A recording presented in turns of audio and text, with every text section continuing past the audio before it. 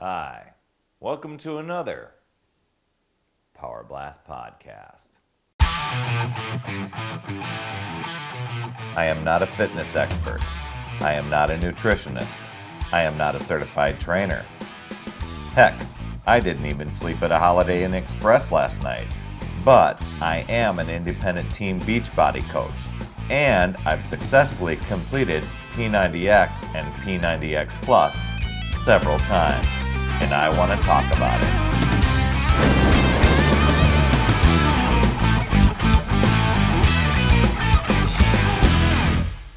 I'm recording this on a Thursday. For those of you that know me out there, Thursdays are yoga day. And if you know my story at all, you know that that first round of P90X that I started back in 2004, I skipped the yoga. I didn't do it. Even Power 90, there was only like a 5-minute or less power yoga session. I fast forwarded over it. I did not like holding poses for a long time and breathing and all that stuff. I just didn't like it. But as I've said over the years, I started that second round of P90X and gave yoga a fair shot, and it made all the other workouts so much better.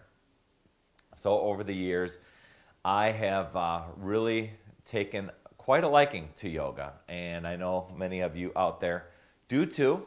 So the P90X Yoga, we all know, is about an hour and a half long. Just seems to go on forever and ever. You know, about half of the workout is yoga poses, and the second half are balance postures. But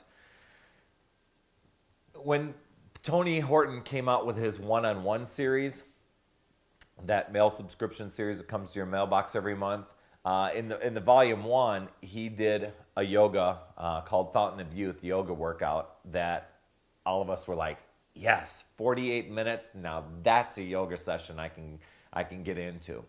So actually, for the past few years, that's been my go-to Thursday workout. He did come out with another one in the second version called Patience Hummingbird, and I'll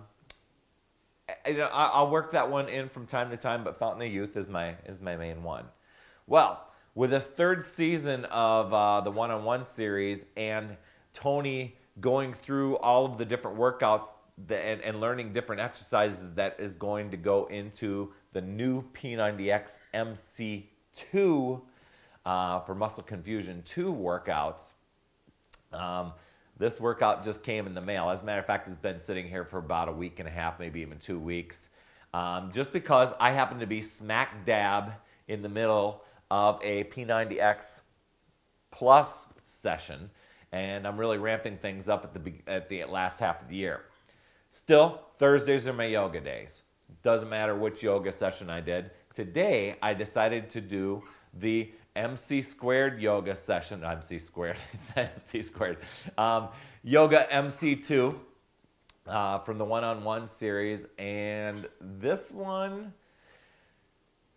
humbled me again. It doesn't take much for the workouts to humble me, but this workout, I had to hit the pause button quite a few times going through, just because each section just seemed like such an intense workout. And while some of the moves are very much the same as you've seen in the other yoga workouts, you know, you up dog, down dog, you know, the triangle poses and stuff, there are subtle changes that Tony has you do that really challenge yourself, or certain sequences, and while you're just holding it for that long period of time, or you're in, you know, I don't want to say a compromising position, but there's just an awkward position, or a position that you're not used to holding and balancing and breathing through it. It was quite a challenge, but one that I'm excited. It's only about an hour long, so that makes it pretty cool. One of the moves, well, I don't know if that's going to be in the final one or if it was just Tony challenging you or not, you're almost in a chaturanga position, and you're bringing your arm, your knee up to your elbow, and you're balancing on the two hands, kind of like the crane pose, except you're outward and moving the legs in a different position. That was challenging.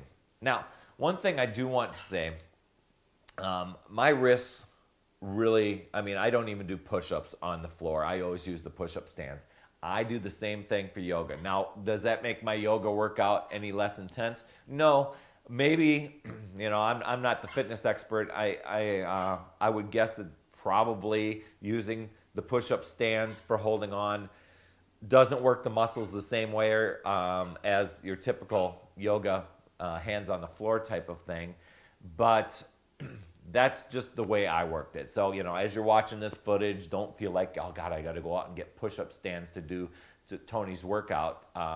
That's not it. That's Perry doing a little modification so I can push through a lot of the workouts and take some of that pressure off my hands. One thing that I think that Tony really stressed in this workout is the need for those long breaths right through all of the different moves. I know a lot of times you can end up, you know, because it feels like a cardio workout sometimes as you're holding the postures, but what you need to do is really focus on your breath. There is an interview he does with a yoga expert on this tape, and you'll be able to understand why and where Tony was getting some of the tips from for what he's putting into it. So anyway, you know, you can get one-on-one just by signing up. I'll give you the lower third here. Just by coming in and getting on that subscription. They come to your mailbox right away. And, you know, I think it's worth stating again that for those people that are getting the subscription series for this Volume 3, when P90X MC2 does come out, you'll get that program half off. So, I mean, that's going to be killer right there. So, anyway, give this workout a shot. You can even go in. I think you can buy it individually, but, you know, why not try the other ones? Speaking of the other ones, they're still on the shelf waiting to be tried just because I'm in the middle of that momentum of P90X Plus. So anyway, there you are. Just remember, it's never too late. We'll see you next week.